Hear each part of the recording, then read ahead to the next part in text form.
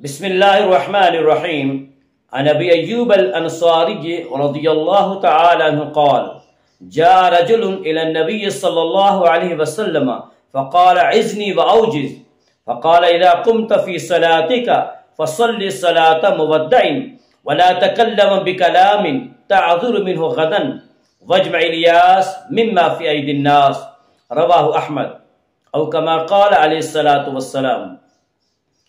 حضرت ابو ایوب انصاری رضی اللہ تعالی عنہ سے روایت ہے کہ ایک شخص اللہ کے نبی صلی اللہ تعالی علیہ وآلہ وسلم کی خدمت میں حاضر ہوا. فقال: عزنی واوجز. اور اللہ کے نبی صلی اللہ تعالی علیہ وآلہ وسلم سے عرض کیا کہ مجھے کچھ مختصر سی نصیحت فرما دیجئے. فقال: اذا قمت فی صلاتک فصل صلاة مودع. تو اللہ کے نبی صلی اللہ تعالی علیہ وآلہ وسلم نے اس سائل کو نصیحت کرتے ہوئے فرمایا کہ جب تو نماز پڑھنے کھڑا ہو تو ایسی نماز پڑھنا جیسا رخصت ہونے والا آخری نماز پڑھتا ہے. وَلَا تَكَلَّمَ بِكَلَامٍ تَعْذُرُ مِنْهُ غَدًا. اور زبان سے ایسی بات مت نکالنا جس پر کل کو معذرت کرنی پڑے. وَاجْمَعِ الْيَاسِ مِمَّا فِي أَيْدِي النَّاسِ. اور دوسروں کے پاس جو مال ہے اس کی کوئی طمع اپنے دل میں نہ رکھنا. یہ تین مختصر نصیحتیں انسانی معاش و معاد کی خوشحالی کے لیے کافی ہیں. ایک سائل اللہ کے نبی صلی اللہ تعالی علیہ وآلہ وسلم کی خدمت میں حاضر ہوا اور عرض کرنے لگا کہ یا رسول اللہ صلی اللہ تعالی علیہ وآلہ وسلم مجھے کچھ مختصر نصیحت فرما دیجیے. اللہ کے نبی صلی اللہ تعالی علیہ وآلہ وسلم نے سائل کو تین مختصر نصیحتیں فرمائی. ان میں پہلی نصیحت نماز کے متعلق فرمائی اور فرمایا: فقال اذا قمت فی صلاتک فصل صلاة مودع.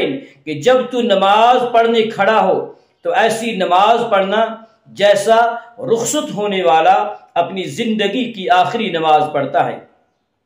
تو پہلی نصیحت آپ صلی اللہ تعالی علیہ وآلہ وسلم نے نماز کے متعلق فرمائی. نماز کیا ہے؟ یہی کہ دونوں ہاتھ اٹھائے اور گویا دنیا کو پس پشت ڈال دیا اور اللہ اکبر کہہ کر گویا اس جہان سے نکل کر عالم قدس میں داخل ہو گیا. اب نہ کھانا ہے، نہ پینا ہے، نہ کسی سے بات چیت کرنی ہے اور نہ ہی کسی کی طرف التفات.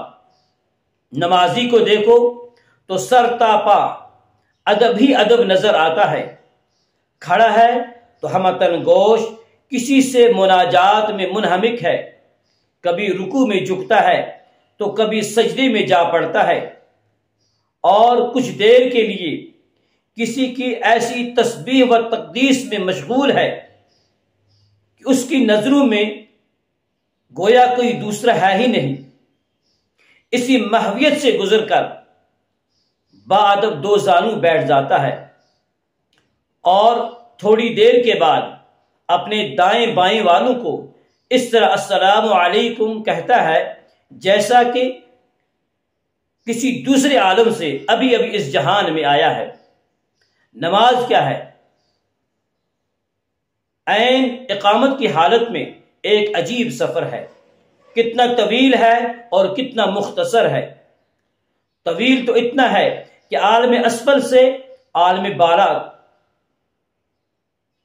اور مختصر اتنا کہ صرف چند لمحات میں واپسی ہو جاتی ہے. کاش اگر اسی صورت سفر میں ہمارے دلوں میں یہ تصور پختہ ہو کر حقیقت کا رنگ اختیار کر لے تو ہماری نمازوں میں بس جان پڑ جائے اور مومنوں کے لیے نماز کے معراج ہونے کا مطلب شاید کچھ سمجھ میں آنے لگے. کتنی مشکل اور دشوار گزار حقیقت کو کتنے آسان طریقے پر آپ صلی اللہ تعالی علیہ وآلہ وسلم نے ادا فرما دیا ہے. وہ یوں کہ اس طرح نماز پڑھو جیسے کہ سب کو رخصت کر دیا اور سب سے رخصت ہو گئے، اور یہ یقین کر لو کہ میں تمام جہان سے، تمام دنیا سے رخصت ہو کر اپنی زندگی کی یہ آخری نماز پڑھ رہا ہوں. معلوم نہیں پھر یہ نماز پڑھنی زندگی میں میسر ہو یا نہ ہو. آپ ذرا اندازہ کیجئے کہ اگر کوئی اس تصور کے ساتھ نماز پڑھ رہا ہے کہ میں یہ نماز اپنی زندگی کی آخری نماز پڑھ رہا ہوں، تو وہ نماز کیسی ہوگی، اور اس نماز کے اندر اپنے اللہ سے وہ بندہ کیسا تعلق قائم کرے گا۔ اللہ تعالیٰ یہ حقیقت ہمیں سمجھنے کی توفیق دے۔ اور دوسری نصیحت آپ صلی اللہ تعالی علیہ وآلہ وسلم نے فرمائی وَلَا تَكَلَّمَ بِكَلَامٍ تَعْذُرُ مِنْهُ غَدًا، کہ زبان سے ایسی بات مت نکالنا جس پر کل کو معذرت کرنی پڑے۔ کہ جب بھی ہم منہ سے کوئی بات نکالیں تو یہ ہمارا یہ فرض ہونا چاہیے کہ پہلے خوب سوچ لیں کہ کل دنیا میں اللہ سبحانہ و تعالیٰ کے بندوں کے سامنے یا فردہ قیامت میں قابل ندامت نہ ہو اور پھر اس پر معذرت کرنی پڑے۔ اور اللہ کے نبی صلی اللہ تعالی علیہ وآلہ وسلم نے سائل کو تیسری اور آخری مختصر نصیحت فرمایا وَجْمَعِ الْيَاسِ مِمَّا فِي أَيْدِي النَّاسِ، کہ دوسروں کے پاس جو مال ہے اس کی کوئی طمع اپنے دل میں نہ رکھنا۔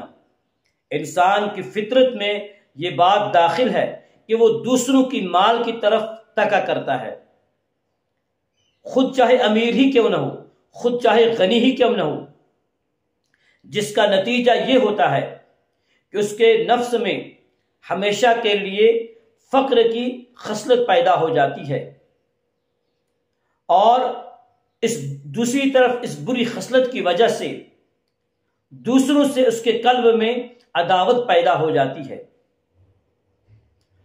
اور جس کی وجہ سے اس کی آرام و سکون والی زندگی تلخ بن جاتی ہے۔ کاش اگر مسلمان اللہ کے نبی صلی اللہ تعالی علیہ وآلہ وسلم کی اس مختصر سی نصیحت پر عمل کر لے تو اس کی تلخ زندگی بہت آسانی سے شیرین بن سکتی ہے۔